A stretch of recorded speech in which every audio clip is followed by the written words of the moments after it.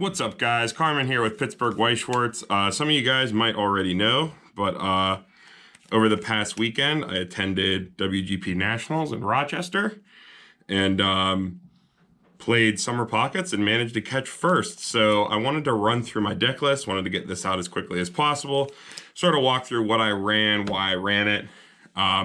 Even though we don't typically do JP deck profiles on this channel, I thought this was important to sort of get out as quickly as possible. So let's get right into it.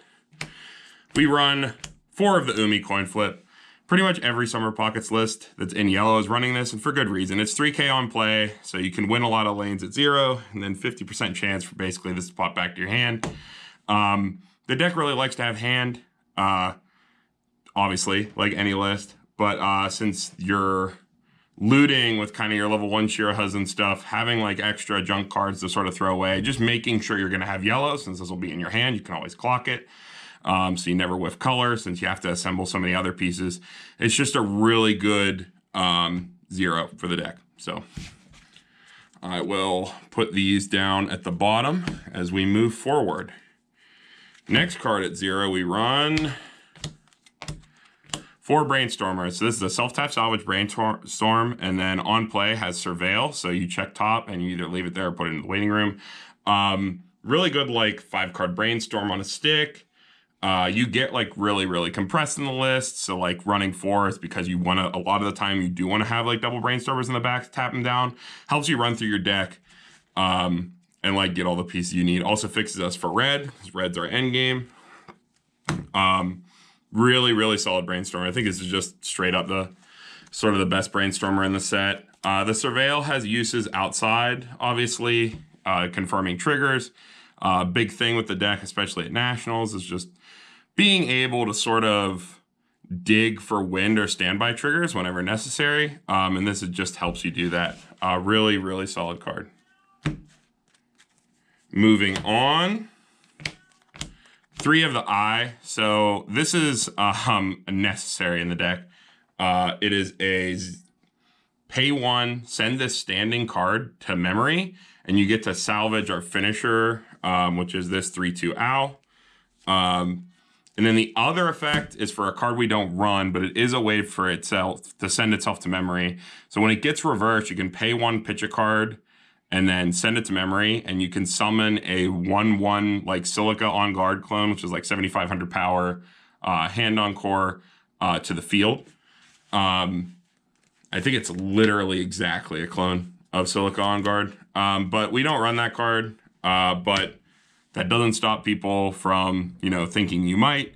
They might side it, but really this is kind of a necessary piece. It needs to be a memory for our endgame restand combo, so we have to run it, but only at 3. Getting double owl off is like pretty hard already, but I've done a lot of playtesting with 4, never really seemed necessary. 3 just seemed to be a good fit.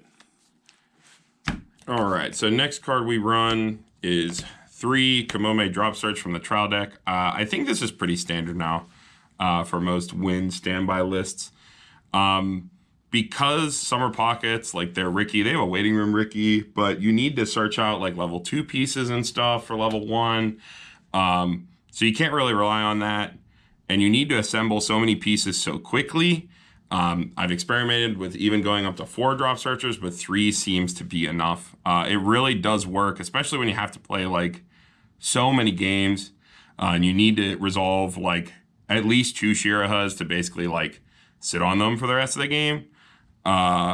This is just really a necessary piece. Again, I would not try going down to 2.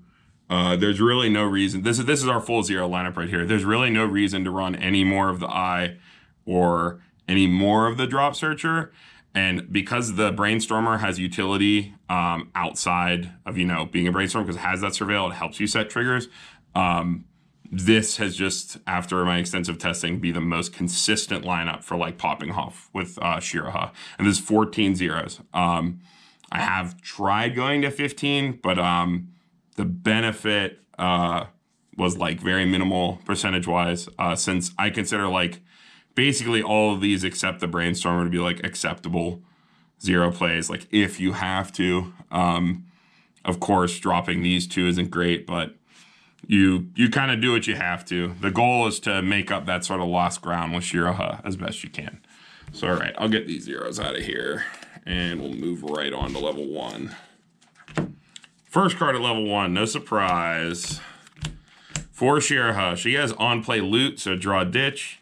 And then, of course, she has Climax combo with the wind, changing into our 2/1 Shiroha, which gets 500 power for every other Summer of Pockets character, and has on reverse, blind stock top, and salvage a card from waiting room, or character from waiting room. So it's like kind of like Super Union. The plus is like selective and guaranteed, unlike the top check unions. You always get the stock. Of course, like this is gonna feel bad to play from hand, right? Because you like neg 4, 5 plus the climax to sort of play this. But you'll sit on these cards since they're like 9/5s at level 1. You shroud them behind backups. These really, you sit on these for the rest of the game, barring like some sort of like level 1 anti-change or stuff like that. Just a really, really powerful combo. I think that most people have like sort of caught on to like how good these are. So I won't waste too much time talking about it or gushing about it, but this is the main reason why I wanted to play this set originally. Because like, as some of you guys might know, this is the only JP deck that I really play. And that's a big reason why. I really love these Shiroha style change combos. They feel really great to play. Your opponent like tears their hair out trying to reverse your 2/1 Shirohas, and it's really, really fun. So moving on. So I'm running 3 of the Azusa. So this is just your typical, like, look at top 4, take 1, pitch a card, look at top 4, take 1. The catch here is the eye has to be in memory for that to work. So even though you're only like 2 colors technically at 1, you're only really yellow and blue. The idea, because like you don't typically have eye in memory that early on your first deck, you only really like overextend to do that if you really need to race through your deck. And that's the main reason this is here. So this is like, say you cancel at the top of your next deck and you need to like race through it. That's why 3 of these are here. And 3 was the number I found was good enough to sort of like enable that. Because you kind of want to like play it, mill through, maybe grab another one, mill it again, just sort of rip through your deck as quickly as you can if you need to reset. Really strong, situational. It is like 5k power, so like it's not too bad. If, like this is the only level 1 and you like hit standby at 1, you don't have the twin drive in waiting room, this is a good thing to put out. Or like obviously you can like put Shiroha's on field with standby and other stuff too, but 5k base power, it's not too terrible. But you know, it's mostly there to tear through our deck. I talked about it before. 2 backups, so 2k, costless backup, pretty standard.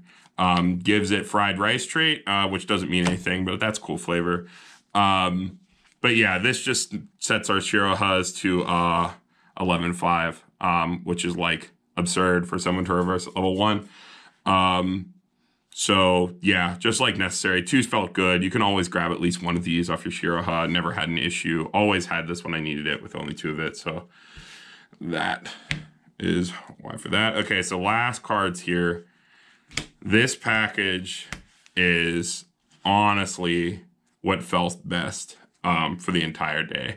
And if I didn't think that running through your deck was so necessary, I would run this at 4 and this at 2. So what these cards do, so this is top check 2 up to 2 on attack. Put 1 back, discard the other one. If you looked at 2, if you only looked at 1, you just put the 1 back. And then also pay 1 twin drive. So this card can go through 3 cards on its own on attack.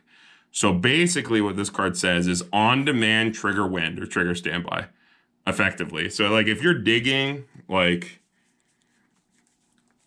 if you're digging that turn to try to trigger, you can like play down your Brainstormer from hand, surveil. So like 4 cards for attack on just that card. Just like really like kind of dig through your deck on attack to like dig for triggers.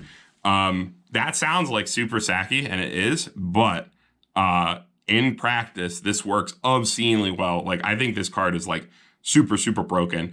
If I didn't feel like I needed this to sort of like survive like an 8 to 10 round event, I would definitely like run heavier on this because I think this card's amazing in the list because like you're high rolling, your summer pockets, like anything that helps you high roll harder, more consistently, go through more cards on attack. Like this is just so good in combination with Twin Drive. So yeah, the last card is the Kamome. So this is on play, pay 2, and you can tutor a Climax or search your deck for a Climax that you have a copy of in your waiting room. So you can grab either one. You just have to have one in your waiting room. This is like absurdly strong for punishing people when they're out. You can just grab a Climax. So like you can decompress yourself one basically to play this, grab a Climax and punish your opponent for being out. A play I did like many times at Nationals, just really, really strong. Like this card, I've seen a lot of lists just not run this card, and I think that's a mistake. You need to run at least one of this. Like I said, I want to run more, but I feel like I need the 3 Odysseus to get through my deck. So yeah, just like an absurdly powerful tool. Really helps like bring up the consistency. Anything that says like tutor a Climax in Weiss is like very, very strong and deserves a lot of thought for you to not run it in your deck if you can support it. Just really, really strong profile. And I think that's it for level 1. We'll just move right on to level 2. Okay, talked about her already. 4/2/1 Shirahas, we change into those. Already talked about the Climax combo. Everybody knows about this card. This is the reason a lot of people play Summer Pockets. It's really, really strong. Moving on, so I'm pretty sure most Summer Pockets lists are also playing this. So this is the 2/1 Global 5. It's a self-rest, pay 1 salvage Brainstorm. It also has a Climax combo with the Standby. So the Standby, when you play it, you can pay 1 to stand a Twins character. So legal Twins characters to stand with that. Owl, and Icy Tail Owl. So all of these are really, really good targets to hit. Not so much Owl, but these two, because this is a global 15, which we'll get into, and obviously Icy Tail's on a tech burn. So just like really, really strong. Like the fact that it can only stand Twins characters practically doesn't mean anything because Owl and I are the only real things that we would want to pay 1 to stand. And it's a Brainstorm, so like don't have to feel bad about playing over one of your other Brainstorms. You still have access to that. So just a really, really good supporting card. It really helps bring up the consistency of the deck. Really, really strong. The Global 5 is nice too. Puts your Shirahas to base 10, so then you're backing up to 12. Like a lot of early plays on their own when we get to like 11-5 range. So like you kind of can beat over that too. It gives you a little extra oomph. So last card here is the sack counter. So this is pay an additional 2, sack a character, and it just sends the opponent's higher level character to stock, and they don't have to pop the top card of their stock. So it just gives them free stock, so that kind of sucks. But sack counter is just incredibly strong. So any backup that reads sack a character on your field is strong just because of the cost. And this is also anti-change, it's also yellow, slides right into the deck. I was running previously at Columbus. I was running one of these and one of the bomb. I ended up cutting the bomb, and I'll get into why. I think that the backup, especially with Shiraha, because this kind of does double duty, you can grab this off Shiraha. You're threatening 2,500 power with a backup, and then it's also a sack counter, so you don't feel bad about holding it because it's always going to have value. Well, depending on the set you're playing against, but more often than not, the sack counter itself is going to have value. And just threatening anti-change is just like a really, really powerful play. And the fact that you can grab this off your salvage and say, I'm salvaging sack counter, it's like very strong play. It can get your opponents to misplay or get your opponents to play weird, get them to play on their toes. They know you have a powerful anti-change. And because Shiraha builds you so much stock, the stock overhead really isn't an issue. So it's good that this isn't like ditch cards from hand. It's just pay an overall 3 sack a character. So that's pretty good. All right, so let's get into our level 3. I guess this is technically, though, a level 2. So we run 2 of the Umi early play. It's just a 10k base. You early play it for 2 or less Climaxes, and then you can choose, as long as you have 2 other time characters. So that's basically any of the Shiraha cards, so like this or the Brainstorm. So you're not really going to have a problem hitting that. you get to choose a character in your clock and put it into your memory. So that's a good way to, if you haven't already, put I into your memory. The idea is like you hold one of these and one of these going in your next deck after you're sitting on your Shirohas, and then you clock this and immediately heal it into memory with Umi, which is like a really, really strong play. And more often than not, that's how you're going to set up Umi into memory, just because this is so efficient. You're healing one, you're setting up your combo at the same time. It's just really strong. And like this sort of has like, it's a little bit more, it's like 500 more powerful than your Shirohas. So like, doesn't really matter, but it does have 2 soul and it's an early play. So, you know, good stuff. Early play heals are good. Especially in JP format. They're just good in general, but the fact that it sets up your combo, and you don't have to like pitch anything either. It's just choose a character in your clock for the time characters.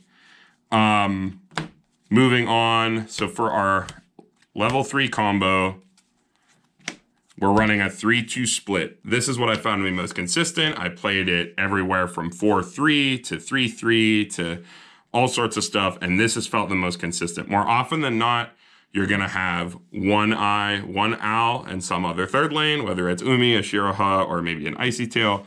But even getting 2 off has been pretty consistent because, of course, the Eye, when we send her to memory from her own effect, salvages the Owl from waiting room. So you have ways to grab Owl. And, of course, you have the drop searcher, and you're usually standbying this out at 2 anyway when you rip standby because this is a global 15, no matter where it is. So you can standby to the back row, pump your Shirohas up even more. So that you can ride them even longer through the game. So getting into these cards itself, so the Owl is on play heal, and at the end of this card's attack, so long as the Eye is in your memory, you can pay 2 and move the Eye from memory under Owl as a marker. You then move the marker over to Eye and stand Eye. This is some sort of crazy flavor stuff. I haven't finished the VN, mostly because the Owl route isn't translated yet, and I can't read Japanese. So, yeah. So it's some sort of flavor thing, but effectively, it's memory, marker this, stand it. And then this gains, I believe, 2,500 power. The power never comes up. It's never usually an issue, usually ending the game there, but it's 2,500 power on top of that. So she goes to 11.5. The Eye, what's really cool about her, you can't play backups or events during this card's battle. So that's really good as a restander, which means you can, like, if you have to, you can side or swing out into an open lane to restand this. You don't have to worry about stuff like money counter as much as you would with other restand finishers.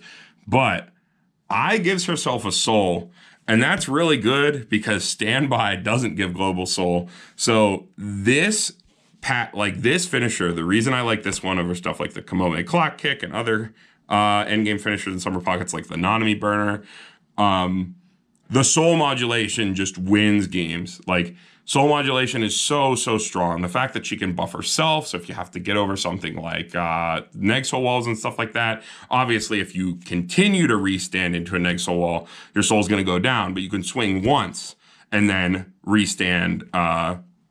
You can swing once with it if you have to just sort of get over so you don't lose too much ground.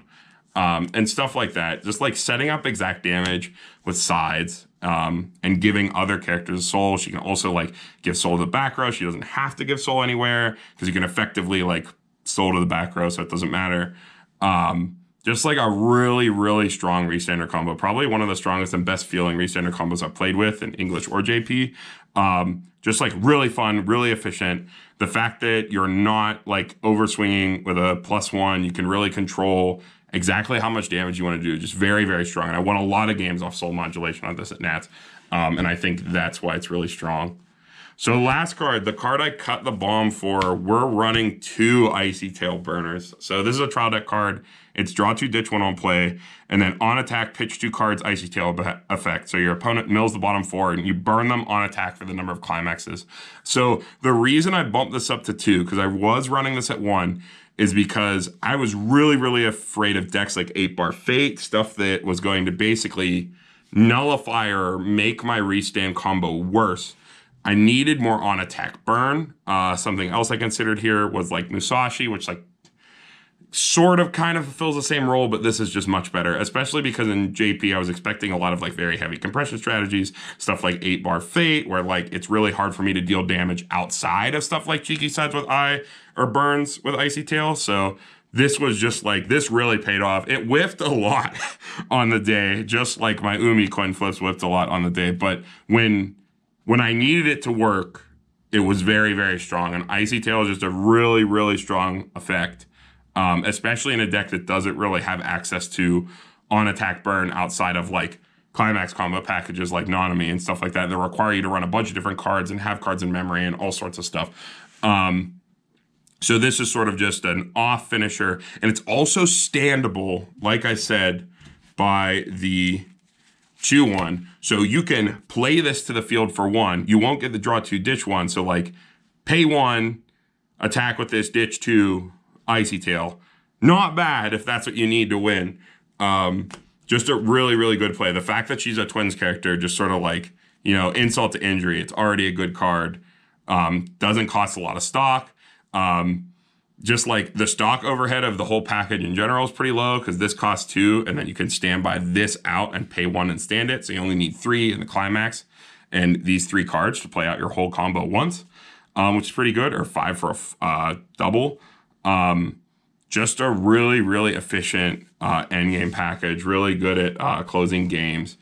And it was like a real blast to play. It was a blast to play when I first played Summer Pockets, and it was a blast to play all the way up through Finals and Nets. So just a really, really, really fun deck. So real briefly, I'm going to touch on the Climaxes. You already know what they are, but 4 wind and 4 standby. So one brief thing I want to mention here. So I think this Climax lineup is like really, really well positioned, just in general. Because I mentioned it on the cast when I was with the Burn 1 guys.